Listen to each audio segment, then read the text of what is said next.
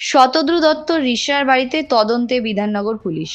আজ সকালে বিধাননগর দক্ষিণ থানার পুলিশের একটি দল রিষড়া বাঙ্গুর পার্কে শতদ্রুর বাড়িতে আসে।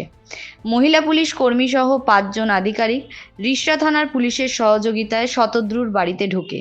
3তলা বাড়িতে সুইমিং পুল, ফুটবল মাঠ আছে।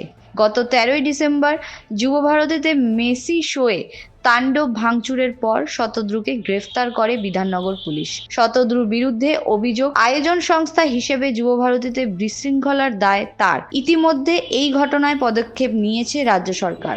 রাজ্য পুলিশের ডিজি সহ একাধিক পুলিশ আধিকারিককে শোকজ করার পাশাপাশি ক্রীড়ামন্ত্রী অরূপ বিশ্বাসের পদত্যাগ গ্রহণ করেছেন মুখ্যমন্ত্রী। শতদ্রু দত্তকে হেফাজতে নিয়ে তদন্ত চালাচ্ছে পুলিশ। আজ প্রথমে বিধাননগর পুলিশের দলটি রিষড়া থানায় আসে, সেখান থেকে বাঙ্গুর পার্কে যায়। শতদ্রুর বাড়িতে একমাত্র পরিচারিকা ছাড়া কেউ নেই। তার সঙ্গে কথা বলার পাশাপাশি বিলাসবহুল বাড়ির ঘরে ঘরে তল্লাশি চালায় তদন্তকারীরা, তবে কোনো কিছু সিজ করেনি বলে সূত্রের খবর। বাড়ি থেকে বেরোনোর সময় পুলিশ আধিকারিক বলেন, তদন্তের বিষয় আছে, তাই এখন কিছু বলা যাচ্ছে না। মেসি শোয়ে কালো টাকা ব্যবহার হয়ে থাকতে পারে সন্দেহ। বিধাননগর দক্ষিণ থানায় রাজ্য যুবভারতী কাণ্ডে পুলিশের পক্ষ থেকে 2টি এফআইআর করা হয়েছে। সেই এফআইআর এর ভিত্তিতে ইডি ইসিআরআর দায়ের করে কালো টাকার উৎস সন্ধানে তদন্ত করবে বলে খবর।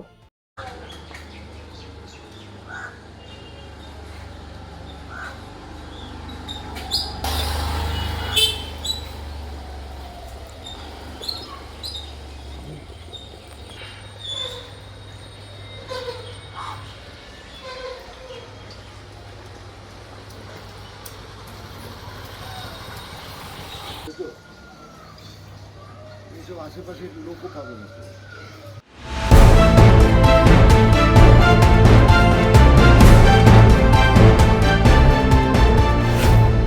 Bureau report, Bengal টিভি.in।